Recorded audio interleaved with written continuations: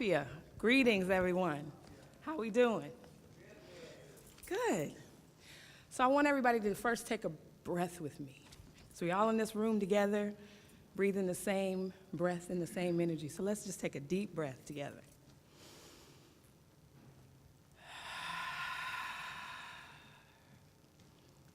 I give thanks and praise to my departed ancestors and the ancestors of every person in this room.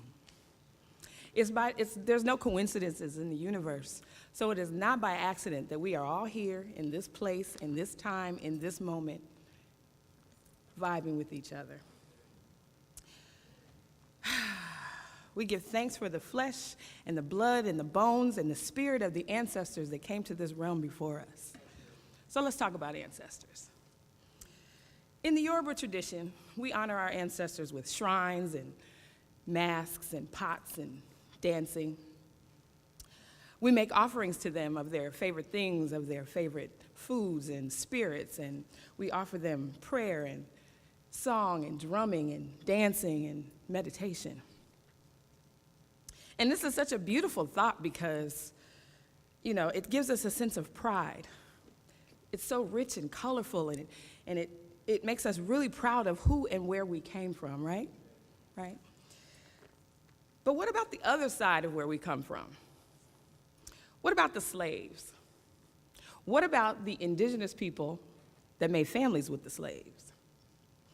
What about the sharecroppers and the housekeepers and the wet nurses and the Pullman porters and the field hands, the house niggas and the field niggas? What about Sarah Baartman? Everybody know who Sarah Baartman is? We spend so much time thinking about Africa that we forget that we have a history right here in this country, on this land. We have centuries of people who have endured unspeakable acts of violence and mistreatment and hatred just because of their origin and the color of their skin. Now think about your own family. Think about your grandmother and your great-grandmother and your parents. I think about my paternal grandmother. Her name was Lily Lou Morgan. Lily Lou Morgan was 5 feet 10 inches tall. She was a statuesque, cafe au lait colored woman who had a tinge of redness from her Choctaw, Blackfeet, and Cherokee blood. She moved from the Deep South to Ohio with my grandfather to escape racism in Mississippi. Later in life, after raising 6 children and losing one, she became an evangelist for the Lord. She's been on me today, y'all, so roll with me. She was very spiritual, very active in her church, but she was still fixed in roots in the kitchen when you were sick. She grew her own vegetables and would speak in tongues in the kitchen while she cooked them for you. Ashe. She was the smartest person I knew, but never made it past the 9th grade because she left to move to Ohio. She told me once, baby, you can't trust everybody. Everybody's not like you. And I knew that when she said that to me, it came from the deepest part of her own personal pain. You see, my grandfather was a good-looking black man, almost 7 feet tall. So when they moved to the big city, Canton, Ohio, from Mississippi, he became an attraction to all the women in the neighborhood. They all wanted to see.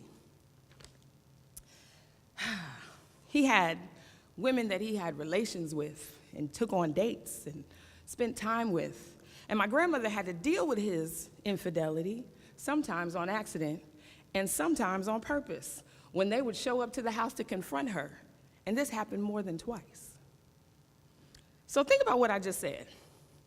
Think about the emotional, mental pain that has become part of her DNA, that has become part of my DNA, based on what she had to deal with. These things become part of us. And because of our history, there are mental, physical, psychological, and emotional traumas that we deal with on a daily basis. And it still plagues Black people after centuries of mistreatment and hatred and just mean-spirited energy.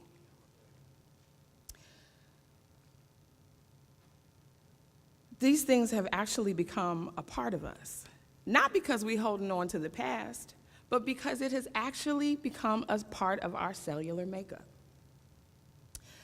And, for Black people, they say that we are spiritual beings having a human experience. Everybody's heard that, right? Well, for Black people, the human experience has caused our spiritual energy to shift based on what we've had to deal with, and then caused our emotional selves to become tired and weary. But now it's time for healing, since we know this, right? So when you think about your family history, think about the things in your family nobody wants to talk about. Think about those little secrets they brush under the rug, the things that they don't tell you until they're on their deathbed, or maybe not even then. Then, after you discover the secrets, think about the victims in your family and the situations and what it caused and what is causing you. And think about what kind of breakdowns are in your own bloodline because of the things that we've had to endure. So now it's time for forgiveness. Would everybody agree? Okay, so a little exercise. In your mind, everybody close your eyes. I want you to think of that one thing that plagues you about yourself. And I want you to say, I forgive myself for judging myself as, and fill in the blank.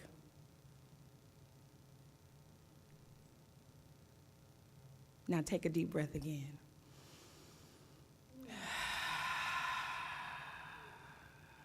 How's that feel in your body? Feels better to let it go, right? See, anger and fear can show up as disease in your body. Some of us know this, but some of us don't. And holding on to grudges and replaying past hurts and pain without forgiveness can cause dis-ease in your body. It can cause things like cancer, high blood pressure, diabetes, a host of other diseases that we haven't even thought about, just because you can't forgive. My sister Barbara has had to fight through, and learn to heal herself, heal her body, and heal her mind in this process, all at the same time. She literally died in that hospital 3 times. I don't know if you know this story, but you're about to find out. And she's been reborn in order to break her generational curses and the things that have plagued her family and her cellular makeup for decades. She's taken the first step by, 1, connecting with her ancestors, those ones whose shoulders she stands on.